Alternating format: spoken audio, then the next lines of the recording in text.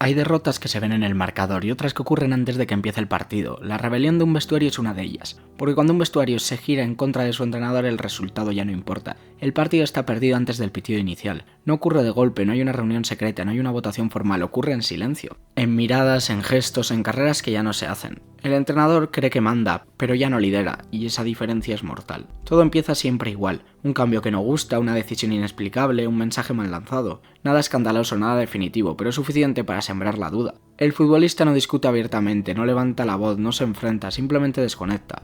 Y cuando varios jugadores se desconectan a la vez, el vestuario deja de ser un grupo y se convierte en un bloque pasivo. Aquí aparece la primera mentira del fútbol. Los jugadores siempre lo dan todo. No es verdad.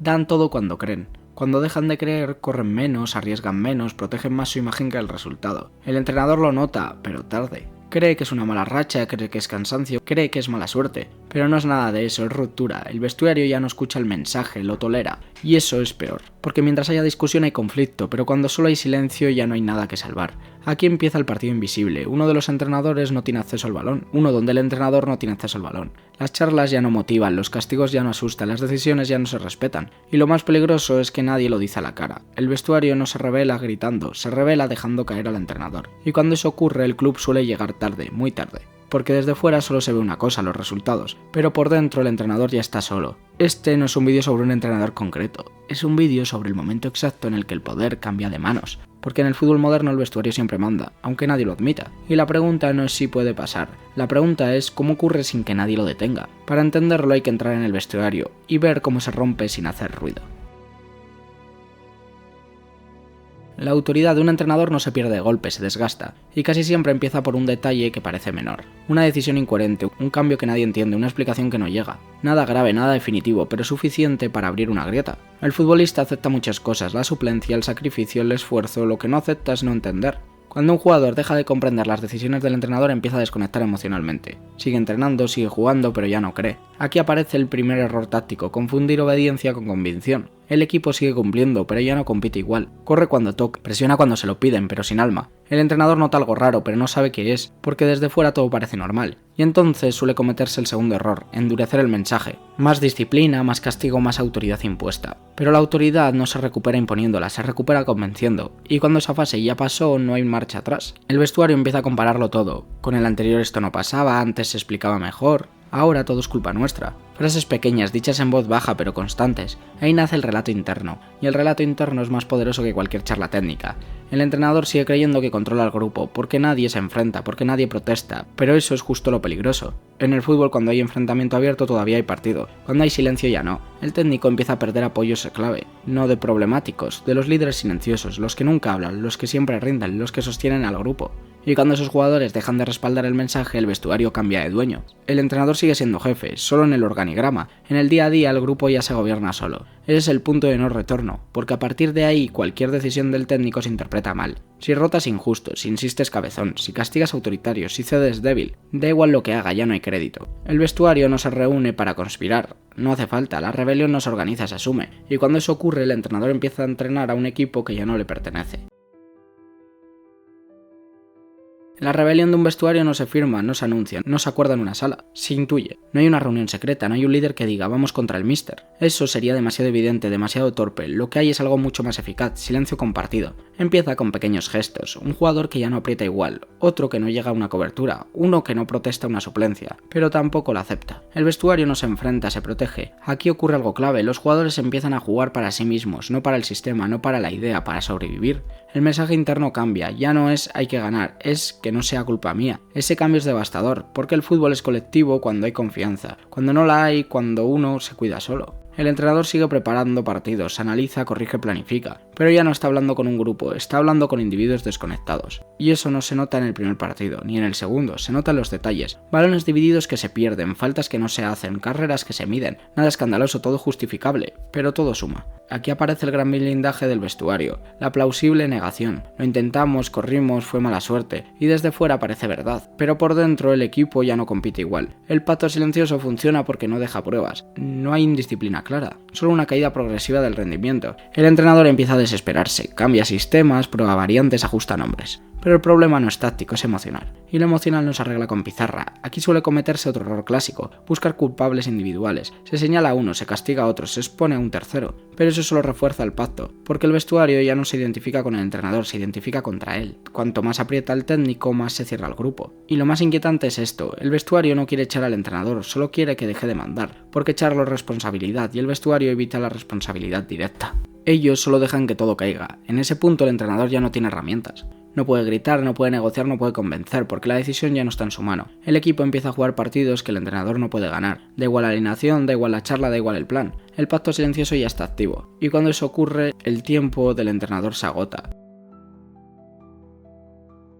Hay partidos en los que el entrenador está presente pero no existe, da órdenes, grita y corrige, pero nadie responde. Ese es el día más duro para un técnico, porque ya no hay discusión, ya no hay conflicto y ya no hay tensión, solo indiferencia. El equipo sale al campo con un plan que no cree. Los jugadores escuchan la charla previa como quien oye ruido de fondo, asienten, se colocan pero no interiorizan nada. El partido empieza y en los primeros minutos todo parece normal, porque el vestuario es inteligente, sabe disimular. Pero pronto se nota, la presión llega tarde, las ayudas no aparecen, las transiciones se hacen andando, el entrenador se levanta del banquillo, da instrucciones, nadie las contradice, nadie las cumple. Ese es el síntoma definitivo. No hay rebeldía visible, hay desconexión. Desde fuera el aficionado ve un equipo plano, sin alma, sin intensidad, y piensa que falta calidad, pero no es eso. Falta creencia. El entrenador cambia piezas, una sustitución temprana, un ajuste táctico, pero los jugadores saben algo que él todavía no quiere aceptar. El problema no está en el campo. El vestuario ya ha tomado una decisión silenciosa. Este proyecto no va a seguir. A veces incluso el equipo gana, y eso es lo más perverso, porque una victoria puntual no cambia nada. El vestuario ya está pensando en el siguiente entrenador, en cómo será, en si encajará mejor, el actual ya pertenece al pasado. En el banquillo el técnico empieza a intuirlo, mira a sus jugadores y no se reconocen ellos. Ese es el momento más solitario de la profesión, porque un entrenador puede soportar críticas, puede soportar derrotas, pero no puede soportar no ser escuchado. Aquí suelen aparecer las imágenes más duras, planos del banquillo, gestos de frustración, brazos cruzados. Las cámaras captan algo que no siempre se dice. El entrenador está solo y el club lo sabe. En los despachos ya se habla de alternativas, no se dice públicamente, pero se prepara el terreno, porque el fútbol funciona así. Cuando el vestuario se va, el entrenador ya se ha ido, aunque siga cobrando. El partido termina, el resultado es malo o incluso aceptable. Da igual, porque la decisión ya no depende del marcador, depende del clima interno, y ese clima ya es irrespirable.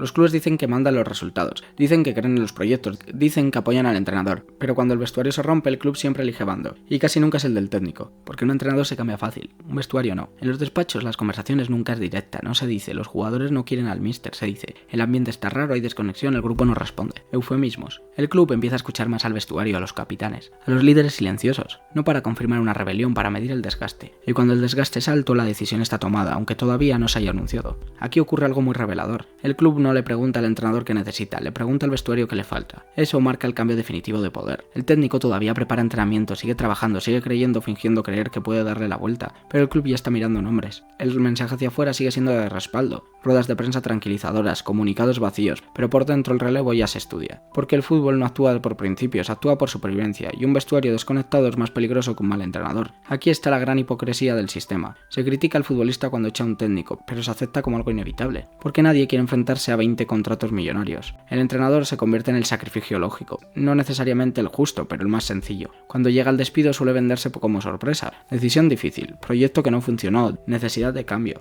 Pero dentro del club nadie se sorprende. El vestuario recibe la noticia con alivio silencioso, no con celebración, con alivio. Eso es lo más duro, porque no hay alegría y descanso. El entrenador se va sin haber entendido del todo cuando perdió el grupo. Y esa es la parte más cruel de esta historia, porque el fútbol rara vez explica el momento exacto de la traición.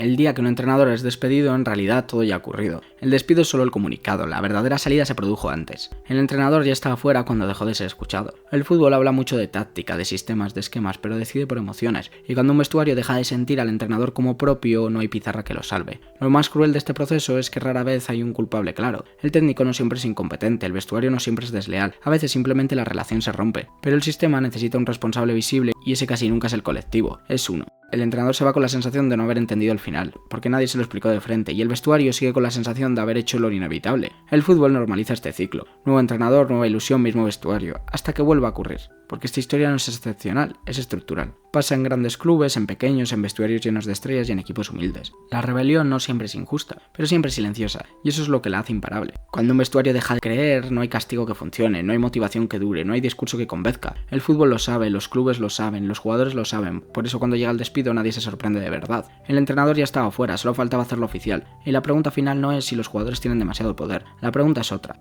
¿Está el fútbol preparado para admitir que el vestuario siempre manda? Porque mientras no se diga en voz alta, esta historia sigue repitiéndose, con otros nombres, en otros clubes, con el mismo silencio. Y hasta aquí el vídeo, espero que os haya gustado. Si es así, suscribiros que hay que llegar a los 1000 suscriptores y adiós.